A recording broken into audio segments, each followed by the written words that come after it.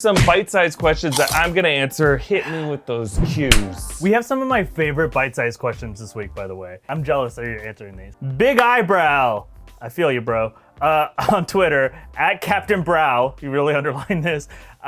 How big would Steve Rogers be if he started out with the height and body structure of Dwayne The Rock Johnson before he gets the Supersoldier Serum? How big would he get? So there's a couple ways to answer this amazing question. So in Captain America the Winter Soldier, he goes to the Captain America Museum and they actually give us some numbers. They show that Skinny Steve, played by Leander Dini, the body double in the first movie, was 5'3" and weighed 95 pounds before the serum. The transformation into Buff Steve led to him being 6 feet tall and 240 pounds after the serum. That would mean a 14% increase in height and a 153 increase in weight. Which makes sense. The taller you get a lot heavier for every inch you gain. Yeah, you grow out. You grow out more than you grow up, right? Lucky. So let's look at The Rock's numbers. The Rock's numbers are reported as he's 6'5" and he weighs 260 pounds. So with those same size increases, if you were to just apply the same numerical increases that Skinny Steve got, The Rock would be 7'3" and 658 pounds. Holy sh**. That's a lot of mass. So just to give you some context, that's 2 inches taller than Shaq, but double Shaq's weight. In theory, Steve Rogers' incredible growth was actually the result of him already being weak and skinny to begin with.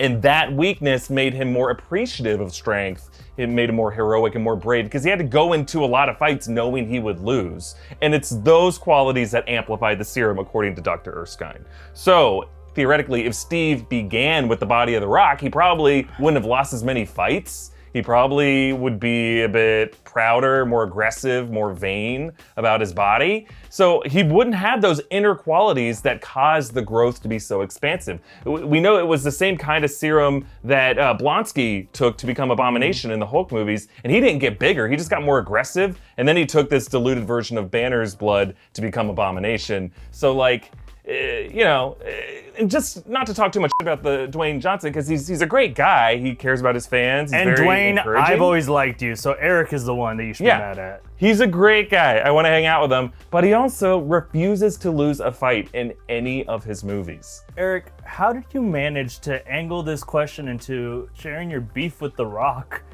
You use The Rock as an example. He seems like an all right guy. I'm just saying, like, bodybuilders who have spent their entire lives crafting their bodies to look that way and to get huge don't want to think about, like, losing fights. They're coming back from other things where they grew up, like, losing fights or getting beat down. They needed some kind of motivation. So I don't think they're thinking about, like, how much more can I improve on this? You don't think The Rock grew up getting his ass kicked? Have you seen the 90s picture of The Rock? He was a big guy, but he was from Miami. He's probably getting in some fights. You're from Miami. You know how violent that place can be. I've died every time I've gone to Miami. But before I continue, thanks to our friends at Bang Energy for sponsoring this video. Bang! Every can of Bang Energy has 0 calories, 0 carbs, 0 sugars, 0 artificial colors. Each 16-ounce can contains 300 milligrams of caffeine, super creatine, CoQ10, and BCAAs. I am sipping on black cherry vanilla. It's like I have now found the only soda flavor I want for the rest of my life. I drink a Bang when I need to pick me up in the morning or when I just need to plow through a long video and I want my mind to be alert, which I know you guys need it to be. Check out Bang on Instagram. Get 25% off your order at bangenergy.com when you use the code NewRockstars25. There you can buy a variety pack of Bang Energy or a whole pack of just your favorite flavor. Editor John loves Radical Skedaddle and off-screen producer Zach drinks their sweet tea flavor, whereas I am team black cherry vanilla. Thanks again to Bang Energy for sponsoring this video. Get 25% off your order at bangenergy.com using the code NewRockstars25. This one comes from Ryan Thomas at Time for Yeats. Theoretically, can Hulk throw a bowling ball at the moon and hit it?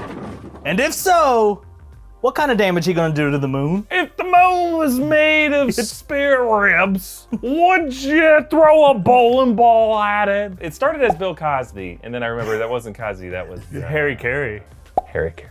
I shared this one on Twitter, and it was like one of my favorite threads. I got a lot of research and science help from Robert and Scott and Ray and Chris.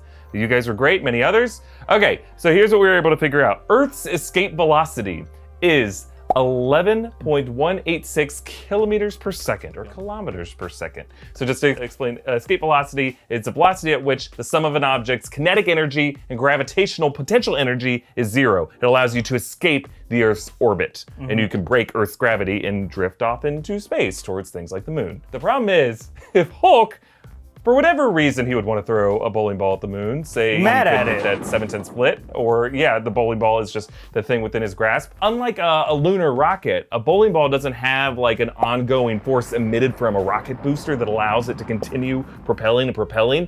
It would need all of its force to break that orbit in Hulk's initial throw. Also, you run into the problem that the bowling ball is made of a material that would probably melt when it was going through the atmosphere due to the heat and the friction. But it would depend on whether that bowling ball's core is either made out of iron oxide, as many of them are, or ceramic, because some bowling balls apparently have ceramic cores. If it's ceramic, it could survive that heat because it has a higher melting point. Which is why your toilet bowl survives your heat. That's right. I sit on it for hours, and the friction causes lava it to flow. explode.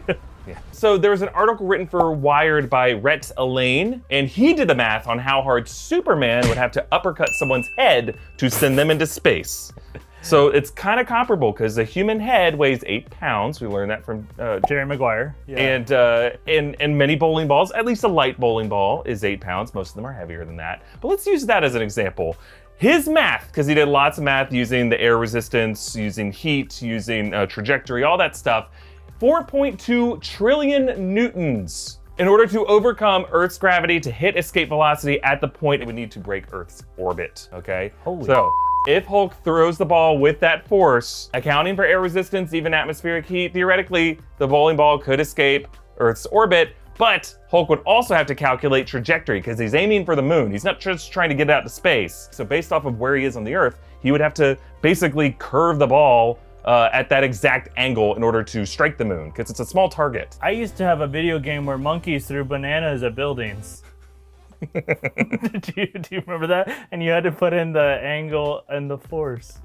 It's the same thing, Philip.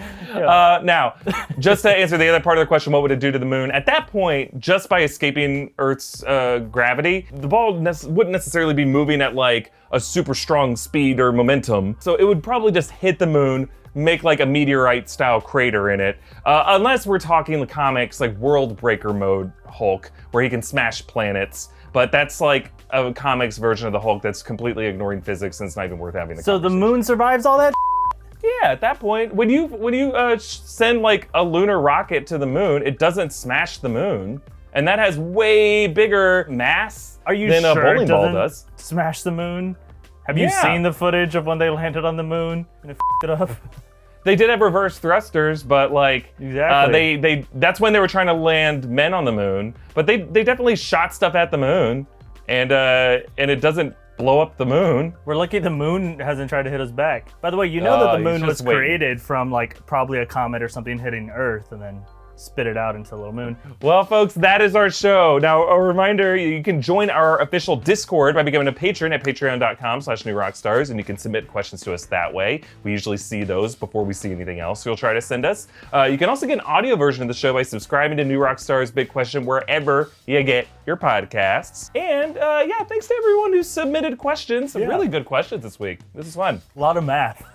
And you can send us your big questions on Twitter, of course, using the hashtag Big Question, or mail us at our PO Box, listed here. You can follow me at EA Voss, follow Filup at Filup Molina, and follow New Rockstars on all socials, and subscribe here on YouTube to get too much information about the stuff you care about. See you next week. Stay safe, Bye, Philip. stay healthy. See ya.